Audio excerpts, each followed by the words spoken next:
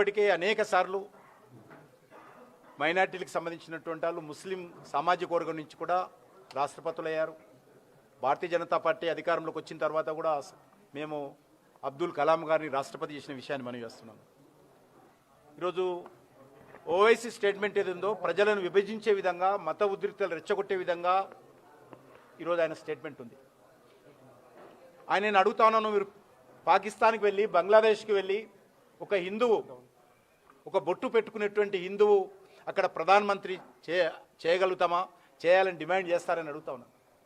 కాబట్టి ఈ రకంగా మాట్లాడడం ఏదైతున్నదో ప్రజలను విభజించే చర్య. దీన్ని మరి దేశ ప్రజలందరూ అర్థం చేసుకోవాల్సినటువంటి అవసరం ఉంది. ఏ రకంగా కుట్ర జరుగుతూ ఉందో ఈరోజు మనం చూస్తూ ఉన్నాం. పాకిస్తాన్ ఏ రకంగా అయింది, మన దేశం నుంచి విడిపోయినటువంటి వాళ్ళు, మన దేశం నుంచి విడిపోయినటువంటి బంగ్లాదేశ్లో ఏ పరిస్థితి ఉంది, ఏ రకంగా హిందువుల మీద దాడులు జరుగుతూ ఉన్నాయి. పాకిస్తాన్లో హిందువులు లేకుంటేనే మొత్తం చేసేశారు. కొద్దిపాటి హిందువులు ఉన్నటువంటి బంగ్లాదేశ్ నుంచి ఏ రకంగా హిందువులను హత్యాకాండ కొనసాగిస్తున్నారో, దౌర్జన్యం చేస్తూ ఉన్నారో మనం ప్రతిరోజు వార్తలు చూస్తూ ఉన్నాం. ఈరోజు భారతదేశంలో హిందువులు మెజార్టీ ఉన్నారు కాబట్టి ఇక్కడ ప్రజాస్వామ్యం ఉంది. హిందువులు మెజార్టీ లేకపోతే ఇక్కడ కూడా ప్రజాస్వామ్యం ఉండదు. ఇక్కడ హిందువులు మెజార్టీ లేకపోతే ఇక్కడ కూడా ఎవరికి రక్షణ ఉండదు. బంగ్లాదేశ్ లాగా, పాకిస్తాన్ లాగా భారతదేశానికి సమస్య ఏర్పడుతుంది. కాబట్టి ఈరోజు మరి ఆ రకంగా వ్యవస్థను మరి ఈయన కోరుకుంటున్నాడా ఎంఐఎం నాయకుడు, నేను అడుగుతా ఉన్నాను. మతాల పేరు మీద మరి ఈరోజు రాజకీయాలు నడవవు. ఈరోజు ఇక్కడ ఉన్నది నరేంద్ర మోడీ గారి ప్రభుత్వము. కాబట్టి దేశ అభివృద్ధి జరగాలని కోరుకుంటున్నాము. కానీ ఈ రకంగా మరి ఒక ముస్లిం మహిళ ప్రధానమంత్రి కావాలని మరి ప్రజలు విభజించేటువంటి ప్రయత్నం హైదరాబాద్లో ఏ రకంగా చేస్తాడో మనకు తెలుసు. పాతపట్నంలో ఎన్ని వందల బస్తీలను, దళితులు, గిరిజనులు ఉండేటువంటి బస్తీలను ఎంఐఎం పార్టీ దౌర్జన్యం చేసి ఖాళీ చేయించి ఆస్తులు ఆక్రమించుకుందో మన కళ్ళ ముందు చూస్తూ ఉన్నాం. తీగలకుంట కానీ, రాచెరు కట్ట కానీ అనేక బస్తీలు.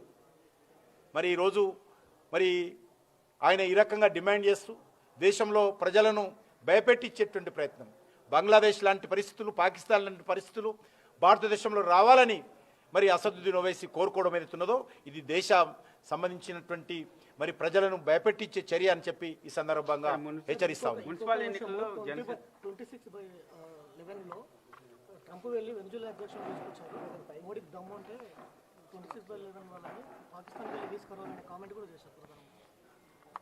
అవి అవగాహన లేకుండా దుందుడుకు మాటలు మాట్లాడము అసదుద్దీన్ ఓవైసీకి అలవాటు.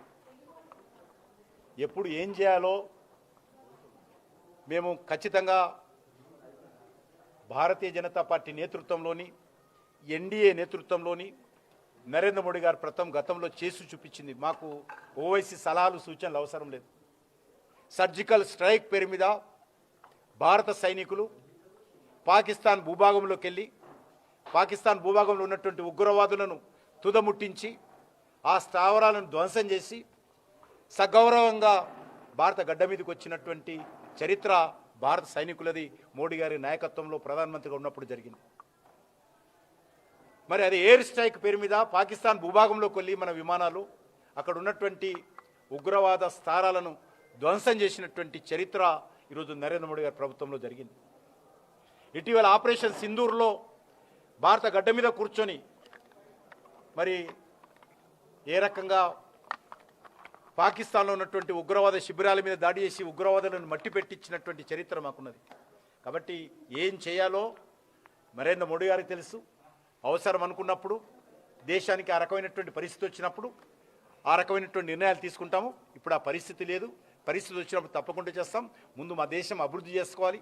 ఈ దేశం ఒక డెవలప్డ్ కంట్రీగా మారాలి. దేశంలో పేదరికం పోవాలి. దేశంలో యువతకు ఉపాధి అవకాశాలు మెరుగుపడాలి. దేశంలో మౌలిక వసతులు కలవాలి, పెరగాలి. ఆ దీనిని ఈరోజు దృష్టి కేంద్రీకరిస్తున్నాం. దాంతోపాటు దేశ రక్షణ విషయంలో ఎక్కడ కాంప్రమైజ్ కాకుండా అన్ని రకాల చర్యలు నరేంద్ర మోడీ గారి ప్రభుత్వం తీసుకుంటుంది. మాకు ఈ రకమైనటువంటి ఒక పచ్చి మతోన్మాద పార్టీకి నాయకుడిగా, రజాకార్ల వారసత్వంగా ఉన్నటువంటి మజ్లిస్ పార్టీ నాయకుడి యొక్క సలహాలు మా ప్రభుత్వానికి, మా ప్రధానమంత్రికి అవసరం లేదు. సార్, మున్సిపల్ ఎన్నికల్లో జనసేనతో పొత్తుంటుందా? అందరు చెప్తారా?